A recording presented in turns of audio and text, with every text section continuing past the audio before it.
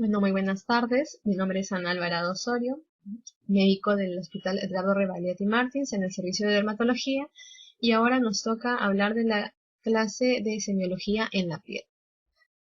Para empezar, pues, para hacer una buena historia clínica dermatológica es imprescindible seguir los pasos que ya conocemos en la realización de historias clínicas. Por ejemplo, preguntar por síntomas, sea llámese prurito, llámese el dolor, teniendo en cuenta pues que el prurito es el síntoma dermatológico más frecuente.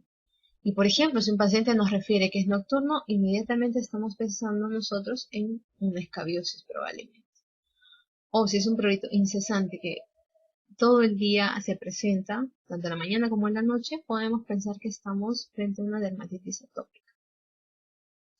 Otros síntomas asociados, importantes siempre en dermatología, por ejemplo, la presencia de dolor torácico como síntoma previo a la presencia de vesículas en el herpes zóster, la presencia de fiebre como síntoma en las conectivopatías, o la sensación de quemazón o prurito en las dermatitis herpetiforme. En cuanto por ejemplo, síntomas como el dolor, hay algunas tumoraciones que característicamente duelen a la presión. Bajo esta mnemotecnia encontramos pues a los angiolipomas, a los neuromas, al tumor ulómico que se presenta en los dedos y que es muy frecuente, a los tumores encrinos y a los leiomiomas que van a originarse del músculo piloerector. Es importante también averiguar pues, los antecedentes de un paciente para poder dar con un diagnóstico adecuado. Por ejemplo, qué medicaciones está tomando, si padece de alguna otra enfermedad. Por ejemplo, es característica ver que pacientes que hayan estado tomando corticoides sistémicos y que de un momento a otro los suspenden, provocan pues una exacerbación de su psoriasis. O por ejemplo, pacientes con hipotiroidismo que presentan también vitiligo, que es una asociación muy frecuente al ser ambas enfermedades autoinmunes. También es importante, por ejemplo, indagar en los antecedentes familiares. Si es un paciente que ha tenido familiares con psoriasis o si ha tenido familiares con neurofibromatosis, que inclusive constituye un criterio mayor de esta enfermedad.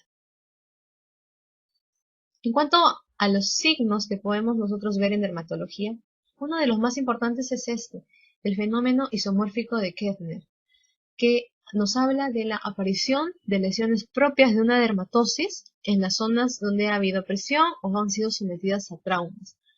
Y este fenómeno lo vamos a ver característicamente en patologías como la psoriasis, el vitiligo, el líquen plano, las verrugas y los moluscos. Por ejemplo, el fenómeno de aquí se está presentando en un paciente con psoriasis. Otros signos, como el signo de Darrier, que es la aparición de una von o de una roncha tras el rascado de una lesión que va a ser patognomónico de la mastocitosis. Y esto es diferente del dermografismo, ¿por qué? Porque el Darrier es la producción de la roncha cuando rascamos la lesión de mastocitosis.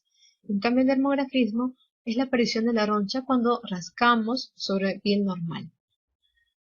En cuanto al signo de patergia, se refiere a la aparición de una pústula tras la agresión o un trauma en la piel, y que es diferente del Koebner, porque el Koebner, como recordaremos, es la producción de la lesión de la enfermedad en la piel.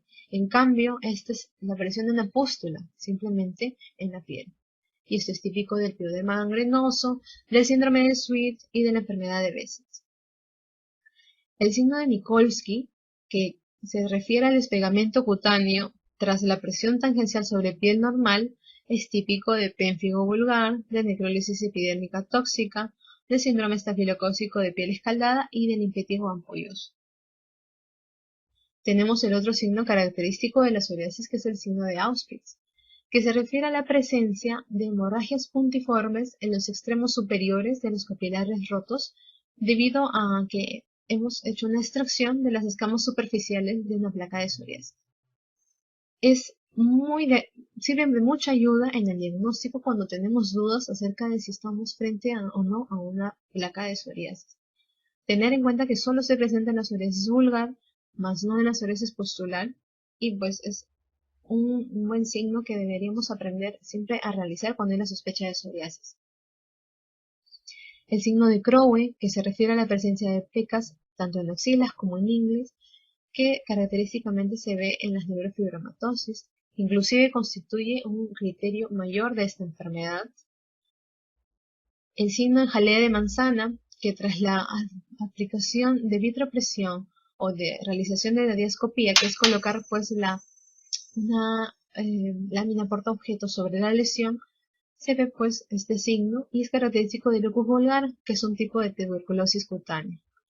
El signo de Aswell-Hansen, que también es denominado Nikolsky 2, se caracteriza porque cuando nosotros realizamos la extensión lateral de una ampolla, de un pénfigo por ejemplo, se va a, perdón, al realizar la presión de esta ampolla, lo que se va a producir es la extensión lateral.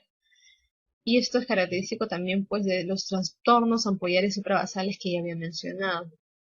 Por otro lado está el signo del hoyuelo, que es que al comprimir la porción lateral de una lesión, esta se introduce o se deprime. Y esto es típico del dermatofibroma.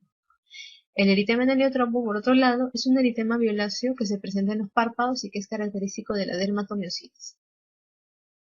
El signo de Hutchinson unguial se refiere a la extensión periungular del pigmento a los pliegues unguiales y es típico del melanoma subungular. El otro signo de Hutchinson que también vemos en dermatología es el Hutchinson de la nariz, que se refiere a la presencia de vesículas en la punta de la nariz en un paciente que tiene herpes zóster. Y esto nos debe poner alertas porque nos habla de un probable compromiso ocular en el herpes zóster, que hay que tratar de inmediato. El signo de Herzog se refiere a la pérdida del tercio externo de las cejas, y esto lo vamos a ver en pacientes con dermatitis atópica, en hipotiroidismo, en lepra o en sífilis. El signo de Lesser-Telat, que se refiere a la aparición súbita o el incremento en el tamaño y en el número de queratosis seborreicas en un paciente, que característicamente se presenta en procesos malignos sistémicos. Y el signo del Chal, que se refiere al eritema en la parte superior de la espalda y hombros en pacientes con dermatomiositis.